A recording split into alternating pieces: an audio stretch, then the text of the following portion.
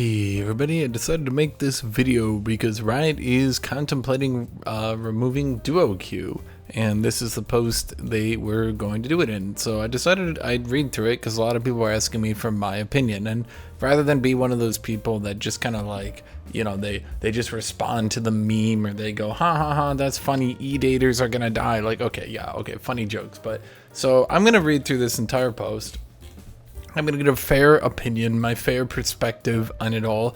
It's late at night, so this isn't going to be like an overly meme reaction video or anything like that. We're just going to read through it together. So as always, you can use this like a podcast if you want to do something like that. If you want to just listen through, or, you know, we'll read through it visually. So if you want to watch, we can do that too. Let me make my camera just a tiny bit smaller so that words don't get cut off. Okay, so none of the words should be cut off. We should be good. Okay, so we're going to read through this. As always, make sure to like, make sure to subscribe, make sure to leave a comment down below, and you know, all these things help me. I appreciate it a lot. So if you do that, it benefits me greatly, and it's no cost to you. So I thank you in advance if you would do that for me.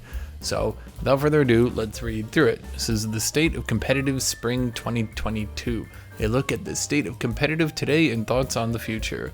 With the 2022 seasons of both Ranked and Clash underway, we wanted to take some time to talk about the state of competitive play as we see it today. As with every season, we like to continually review our goals and evaluate how we're tracking towards them. Specifically for competitive play, we focus heavily on competitive integrity. Players have an even playing field in their competitive matches. Progression opportunities. Players have meaningful goals to reach for.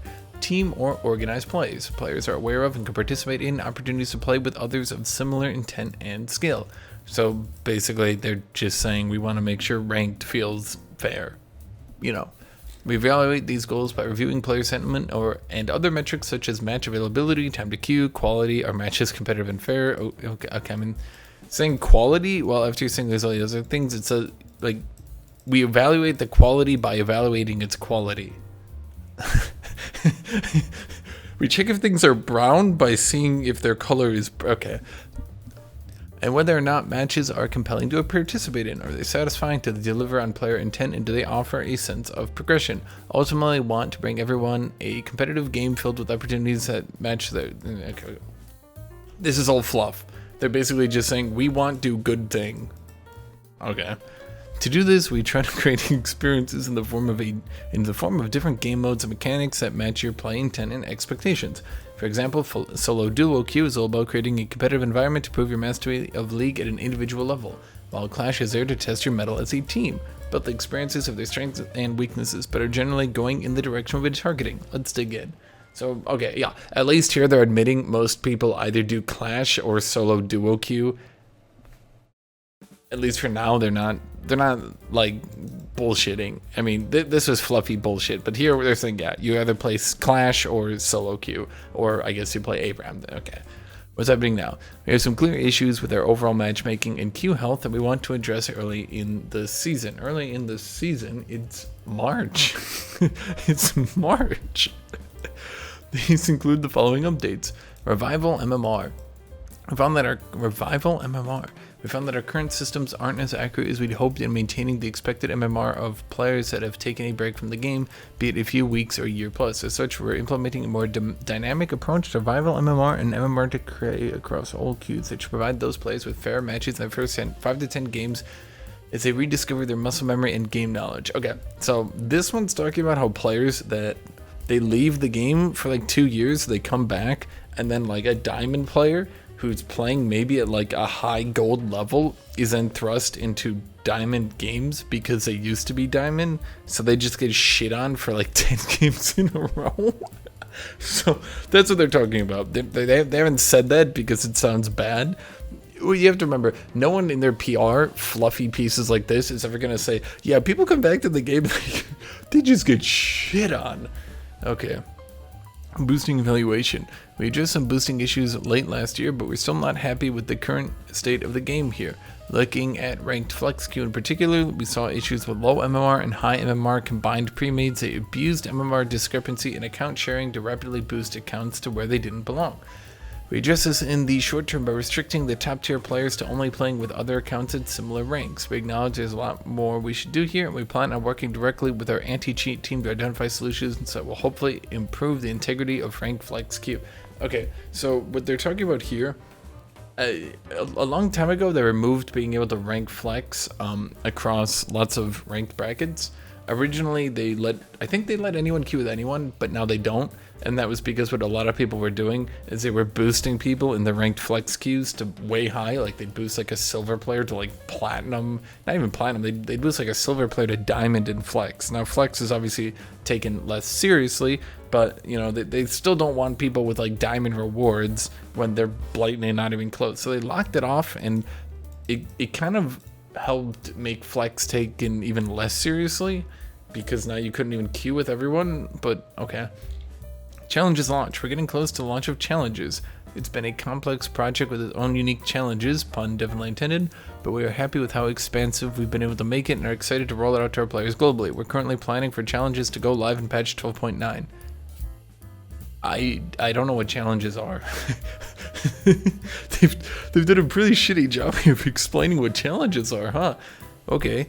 That said, the launch of challenges is just the beginning. We plan to continuously invest in leveling up challenges so it lives up to our vision as a robust progression. I don't know what challenges are. This is literally the first time I've ever heard this word, challenges. What the fuck are challenges, Riot? That'd be a good place to start, don't you think?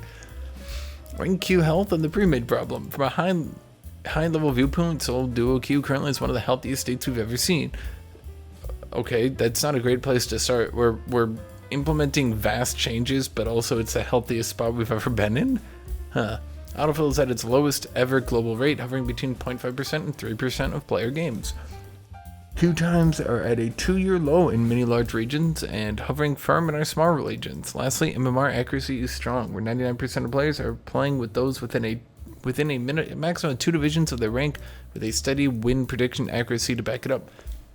That said, they throw a lot of terms here. A steady win prediction accuracy. I don't know what that means. It feels like they're just throwing terms at me in corporate speaking so that these things sound great. Like I could understand, like lastly, MMR accuracy is strong where 99% of players are playing within a maximum of 2 divisions of the rank with a steady, like I don't know what this means. Like if I knew what these words mean, I would be able to tell you. But the problem is, like, even if you know what the words mean literally, Riot's interpretation of the words and how they use them can be vastly different. So they're really not being very specific with what's going on here. I have no idea what any of this means. That said, we do see issues with solo duo queue that consistently point to our accommodation of pre-made duos. This directly adds quality and population volatility into the matchmaking mix. They're saying it makes games shittier.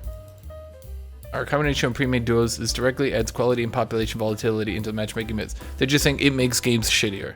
It causes games with duos of imbalanced MMR to impact our autofill secondary roll rate, sometimes double the chances, queue times, 10-second increase for players per game on average, and most importantly, game quality metrics, upwards of a 10% win rate spread in both directions.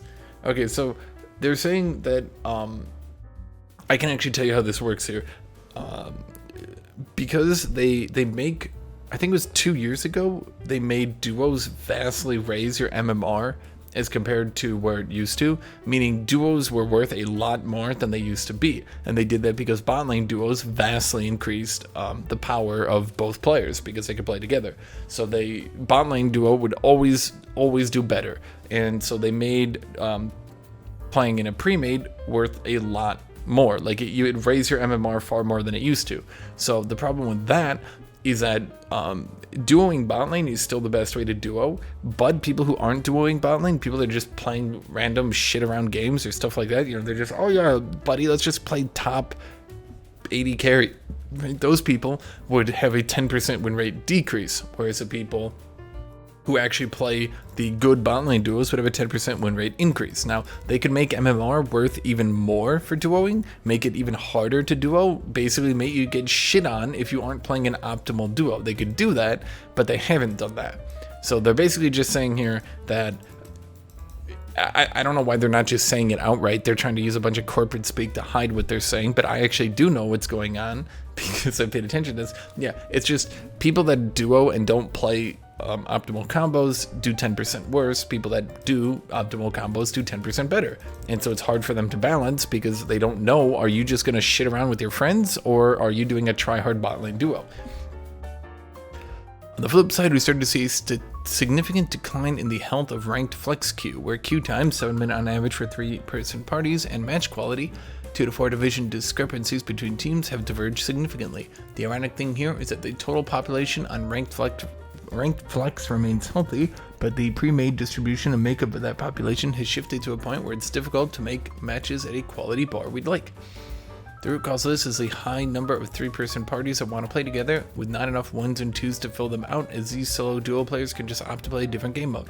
Okay, yeah, this can cause those matchmaking envelopes to expand to a point where queue times equality, okay, blah, blah, blah, blah. They're basically saying if people duo, they just go to ranked solo duo, and if people go to trio, they go to flex. And because everyone that duos goes to solo duo, and everyone that trios goes to rank flex, you get all these 3-man stacks in rank flex that don't have any duos to play with. And obviously no one is soloing in ranked flex. That would be stupid. So basically all these 3-man stacks are just sort of waiting for the random people who are queuing solo into rank flex. Additionally, the difficulties making quality matches for our most popular pre-made size amplified the Additionally, the difficulties making quality matches for our most popular pre-made size amplified the impact of disruptive actors in the queue like boosters and account sellers, such that the queue itself overall becomes unhealthy. Okay, I don't know why they're fucking trying to use all this corporate speak. Just say Duo makes it very easy to boost accounts and makes it very easy to sell those boosted accounts. Ta-da. And I didn't have to use weird fucking wacky things like amplify the impact of disrupted actors in the queue like boost. Who the fuck talks like that? Can you imagine a dude talking to you like that? You're like, oh man, what's wrong with duos? And he's like, well, you see, the quality matches for our most popular pre-made size amplify the impact of disruptive actors in the queue like boost. Who talks like that? Just fucking say it outright. Like, why are they using all this corporate speak and trying to hide shit? To put it simply, our inability to match premates in a compatible way is a detriment to the system that doesn't have a path to get back to being healthy without significant change. Okay, so once again, they're just using a lot of corporate speak. They're saying, look, because some of y'all are fucking around in solo duo queue, like some of you are fucking around and duoing with friends, and some of y'all aren't fucking around and using it very hard, we can't balance it, because if we made it balanced for the people who aren't fucking around, all the people who were fucking around would get absolutely butt blasted into oblivion and get fucking demolished every game to the point where they would lose every game. That's what they're saying. They're saying we have to decide one of the two options. Do people tryharding in duo queue just continue to sort of get free wins, or do, you know, so that's what they're saying. In the past, when we saw this, we attempted to resolve these issues by merging both queues together dynamically. We're learning some dynamic queue, which we won't be revisiting. Oh, they put that one in parentheses. I had to make sure. Everyone with dynamic queue PTSD, they saw this and they were like, and they're just making sure, no, it's gone, don't worry folks, it's gone. A deeper understanding of player intent now, we know that's not going to work, so what do we do? So they're saying we can't go to dynamic queue, we can't do that, so what are we gonna do? We either need to kill duo queue, or we need to nerf it really hard. Both those options suck, but nerfing it really hard is effectively removing it. That's what they're saying here. What we're investigating: solo only mode. In order to match player intent and providing the healthiest competitive individual queue possible, we're reevaluating our take on solo duo and exploring a world where solo players play in a solo queue and pre-mades play in a rank flex or organized fives mode. Okay. This is probably the least corporate speak, but he's saying things like exploring a world. Who talks like that? Like, once again, it's just fluff. Like, why do they talk like that? Like, imagine someone, oh man, are you guys removing duo queue? Oh no, we're not removing duo queue. No. We're just exploring a world where solo players play in solo queue and pre-mades play. Right? Like, what? Who talks like that, man? On paper, the system health and quality indicators look really good. For example, in solo only queue, we would expect an even further decrease in autofill and secondary rates. Queue times could decrease by an up 5% for 99.5% of plays. Okay, here's the problem. and this is why I actually think this is bullshit. Okay, if all the duos go into a different queue, they won't be queuing in solo queue. On the one hand, I would hope that they would expect that and understand that all the duos moving to a different queue would mean that they're not queuing in solo. I would expect them to understand that. However, knowing Riot and knowing how bullshit like dynamic queue worked, I would also expect them to not understand that and do what Riot typically does, just go, oh, I'm sure things will work out because we really hope it does. They do this all the time. Now, just to be clear, a great example of this is in dynamic queue. You had a rank for every single role. You had a rank for top, mid, bot, support, and jungle. So when you queued up and it auto-filled you to jungle, if you were a bad jungler, you might be in a plat game. But if you were a good top, if you were put into top, you might be in a diamond game. The problem is people can literally just type in chat top main, platinum top main, or like challenger top main. I'm a low masters jungle, but a challenger top main. And then the jungler would go, oh man, or I'm sorry, your top laner would go, oh, I'm good at jungle, but I'm bad at top, so let's just swap. And then they would just swap. And Riot literally didn't accommodate nor expect that people would just swap. So the system would think that you had been queued for jungle, so obviously you're jungling, right? So the game was made as if you were a low masters jungle, but then you're a challenger top. And you see what I'm trying to say here? So you would just get kind of a free win because randomly you'd randomly just be against a dude who's really fucking good at top. And normally matchmaking would accommodate for that, either putting him with other, challenger players, or at the very least balancing the game so the rest of the opposing team could maybe win. But yeah, so that's one fuckadoodle they did with dynamic queue. And that's why I suspect they might not be including the fact that if all those duos leave solo queue, that maybe all the queue times wouldn't decrease and maybe all the autofill wouldn't go down. We'd expect between teams within MMR for 99% of players to be within one division of each other during peak hours. Oh, okay. Win rate advantages due to team disparities would vanish completely.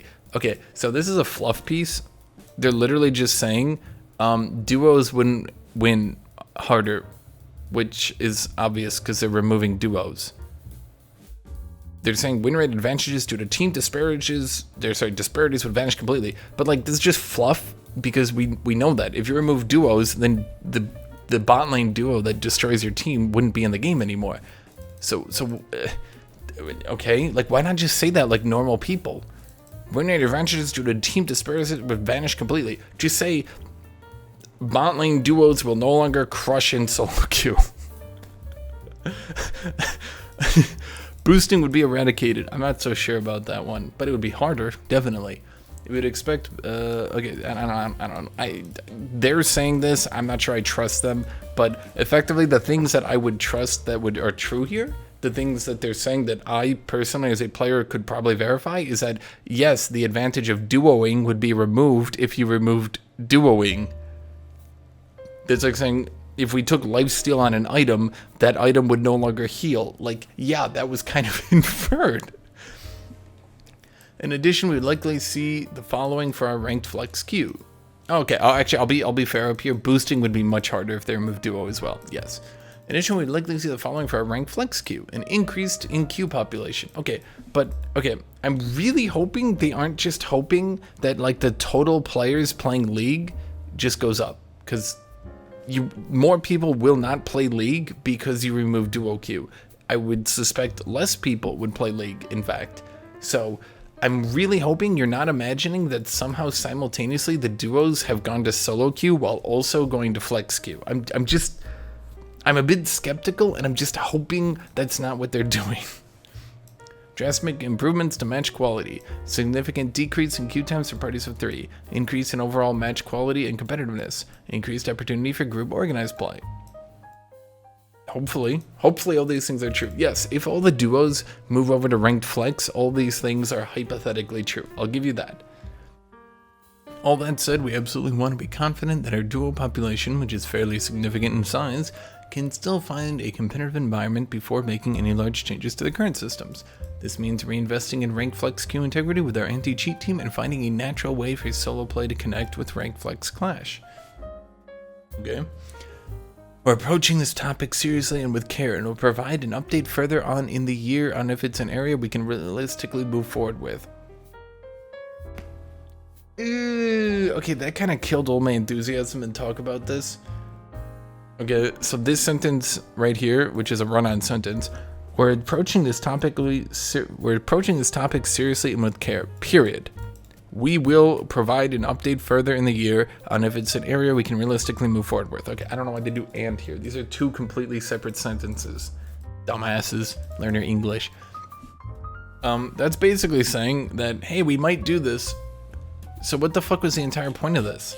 Why'd I just read all of this if they're gonna end it with, and we might do it?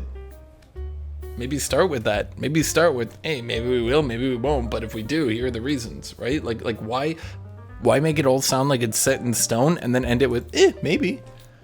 Additional areas of focus. Okay, so we're off this now. That's literally how they end it. They literally just made an argument for doing it over the course of like 20 paragraphs and then end it with, maybe we will, maybe we won't. What? Oh man. Reevaluating our queue portfolio. We believe a healthy competitive system is more than just ranked modes. It also includes the other game modes like normals and ARAM. This means that in order to keep the game healthy, it's also important to continually revisit the other game modes on a regular basis. We get to ask ourselves, what do changes that make our 9 ranked queues as healthy as possible look like? Again. Opportunities like, what does blind pick look like if we guarantee you can get the champion you want to play and not have to fight for it in champion select? It'd be a good idea, but I'm not sure match quality would be improved. I don't know.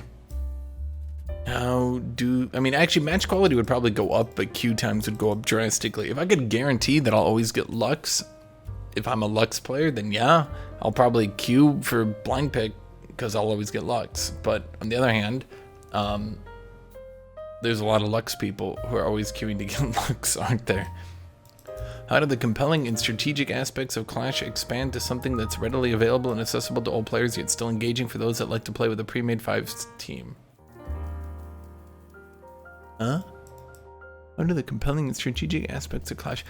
Okay, what they're saying here, once again, by inserting a lot of corporate speak that's hard to interpret, is, could we make people solo queue for Clash? That's what they're saying. They're literally just saying, could we make people get, like, could people flex queue into Clash? Could I get like 3 people queue for Clash and get 2 randoms on my team? Could I do something like that? That's all they're saying. They just stuffed it with a lot of fluff for no reason that I can think of. How can we better connect esports with the general public's play aspirations? How can efforts like Champion Q be integrated into the core game for a larger player base in the future? Okay, so Champions Queue is that wacky thing they did where like all the best NA people went into Champions Queue. Well, I should say some of the best and some randoms anyway. I'm not really sure here, to be completely blunt with you.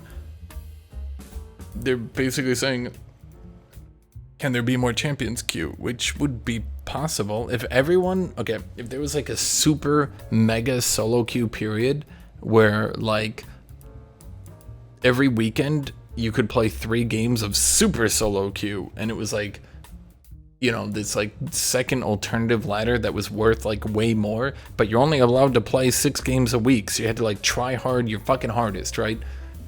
If they did something like that, that would be cool. So you had like the solo queue and then the mega solo queue. Yeah, that'd be cool because, I mean, that would give you, I don't know, that would actually be pretty cool if they did that. Further expanding progression. With the launch of the challenges coming, I don't know what they are. With the launch of the challenges coming soon, we're hoping to take stock of the health of our overall progression systems. The intent here is, okay, so the whole achievement system they did, remember that? What were those even called? The stupid dumbass achievements that flopped like fuck. I guess now we're doing challenges. The intent here is to evaluate the impact of how a broader progression system affects the health of the game. Our expectation is that players who feel that they have meaningful progression options outside of ranked won't be forced to take part in the competitive queues when they otherwise don't want to. Okay, so with a lot of fluff, once again, they're saying, hey man, some people don't want to play ranked to progress, but currently if you want to see numbers go up, you have to play ranked. Could we make other numbers go up? Could you be one of the luxiest Lux mains? Could you be like, oh, you have the highest Lux ult hit percent? I don't know, something like that. If we find that play patterns for players include more variety for the majority of players, then we can start to focus more on perfecting exciting new features for specific subsets of players that creates a stronger and more unified set of game systems long term. So once again, with a very run-on sentence with a lot of dumb, fluffy bullshit, they're basically just saying, hey man, could we find stuff that more people like doing? I don't know why they needed to make this an entire fluff piece. Yeah, you could probably... It's actually really frustrating that they're talking like this when what they're saying is really not that complicated. It's like they're just talking about it as if it's hyper complicated, and then people won't even fucking know what they're trying to say. What you might expect to see are progression options that span into rotating game modes, exciting annual events, and potentially even other core games like Teamfight Tactics. Okay, I mean, that would be cool. Like, okay, imagine they put out a game, but only for one weekend. A game mode that literally was like, imagine you had Nexus Blitz, but only for one weekend it had a ladder system. Only for one weekend. You could only play it for like 48 hours. There was a Saturday and a Sunday. Nexus Blitz came out with a ladder, and then at the end of it, you got like fucking medals and shit. You were in the top 100, you were in the top 200, like something like that. That would be cool, actually. And if they did that in rotating game modes, like for like a Mario Party type bullshit, they weren't really good. They haven't really historically been good at doing Mario Party type bullshit, rotating game modes. I think if they actually put way more effort into rotating game modes, like, not even joking, imagine they did something like old Warcraft 3 custom maps. And for those who don't know, custom maps literally changed the entire game. Like, Dota was a custom map, and League is based on Dota, if you don't know. Dota was a custom map of Warcraft 3, which was otherwise a normal real-time strategy game just with heroes and stuff like that. So imagine they made like a League of Legends tower defense, or they made a League of Legends Who's the Killer, or I mean, there were so many wacky Warcraft 3 maps. I mean, you could do things like just stupid bullshit like Castlevania. Like, imagine having a ladder for that. Imagine they put out a tower defense for the weekend, and you just have a tower defense you can do, right? Imagine that. That'd be badass. I'm not even joking. That would actually be really fucking cool. I might make a video on that. Okay, we're excited to take a deeper look into our league system and provide the healthiest long-term that's both competitive and engaging as we see on the list. Okay, so that's it for this video then, I guess. What's my take on this all? Yeah, I actually do think removing duo would be good, but here are my qualms. They would have to do a campaign to make sure that people take ranked flex seriously, and that would be an issue. I'll call it a problem because the word's right in front of me. They need to make sure that ranked flex is taken seriously, that duoing into ranked flex is taken seriously, because right now, if anyone gets challenger or like diamond in ranked flex, no one cares. It's not really that competitive an environment.